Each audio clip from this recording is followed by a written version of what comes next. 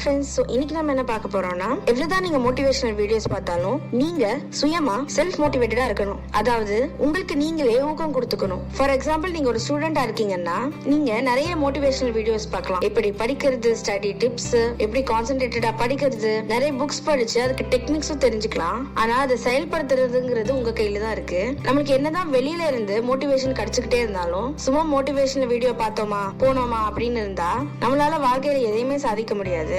So உங்களுக்கு நீங்களே motivate ஆகிறதுக்கு ஒரு விஷயத்தை சூஸ் பண்ணணும். சோ நீங்க எப்பவுமே உங்களுக்குன்னு ஒரு செல்ஃப் மோட்டிவேட்டிங் ஃபேக்டரை கண்டுபிடிக்கணும்.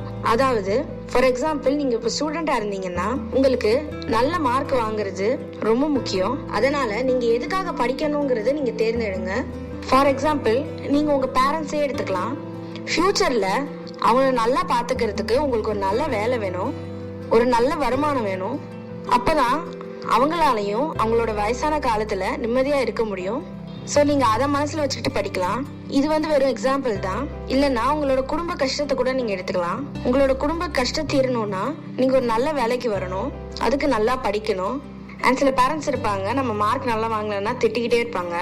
அதையுமே நம்ம மோட்டிவேஷனா எடுத்துக்கலாம். அடுத்த தடவை இவங்க எல்லாம் திட்டாத மாதிரி மார்க் வாங்கி காட்டணும்னு. அடுத்த தடவை நீங்க நல்ல மார்க் வாங்கும் போது அவங்க வாயடிச்சு போய் நிப்பாங்கல்ல, அதை நினைச்சுக்கிட்டு கூட நீங்க நல்லா படிக்கலாம். அதே மாதிரி உங்க லைஃப்ல எப்பவுமே உங்களால முடியாதுன்னு சொல்றதுக்கு ஒரு ஆள் இருப்பாங்க. அவங்க முன்னாடி வாழ்ந்து காட்டணும்னு கூட நீங்க டிசைட் பண்ணி நல்லா படிக்கலாம். இல்லைன்னா உங்க ஃப்ரெண்டு உங்களோட நல்ல மார்க் வாங்கியிருக்கலாம், அதை முந்திக்கிட்டு போகணும்னு கூட நீங்க நல்லா படிக்கலாம்.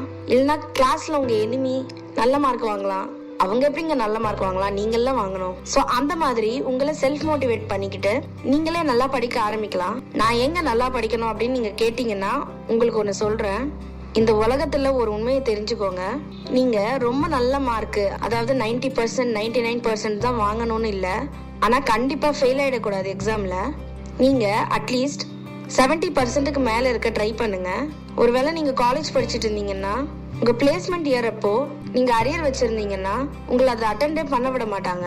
எல்லாரும் கேம்பஸ் இன்டர்வியூ அட்டென்ட் பண்ணும் போது நீங்க மட்டும் ஓரமா உட்கார்ந்து இருக்கணும். மற்றவங்களுக்கு கிடைக்கிற மரியாதை உங்களுக்கு கிடைக்காது. அதே மாதிரி நீங்க ஸ்கூல்ல இருந்தீங்கன்னா நீங்க இப்பவே நல்லா படிக்க ஆரம்பிச்சாதான் கவுன்சிலிங்ல சீட் கிடைக்கும். அப்படி கிடைச்சிச்சுன்னா பேரண்ட்ஸ் லட்ச லட்சமா ஃபீஸ் கட்ட வேணாம். இதை நான் படிப்புக்கு மட்டும் சொல்றேன். ஆனா நீங்க ஜாப்க்கு போறவங்களா இருக்கலாம், நீங்க வேற ஏதாவது கூட சாதிக்கணும்னு நினைக்கிறவங்களா இருக்கலாம். உங்க பேஷன் மேபி மியூசிக், ஆக்டிங், அந்த மாதிரி வேற ஏதாவது. பட் சம்டைம்ஸ் உங்களுக்கு ஒரு மோட்டிவேஷன் தேவைப்படும். அதுக்கு தான் நான் இவ்வளவு தூரம் எக்ஸாம்பிள்ஸ் கொடுத்தேன். ஸோ கண்டிப்பா எப்பவுமே ஃபைண்ட் யுவர் மோட்டிவேட்டர்.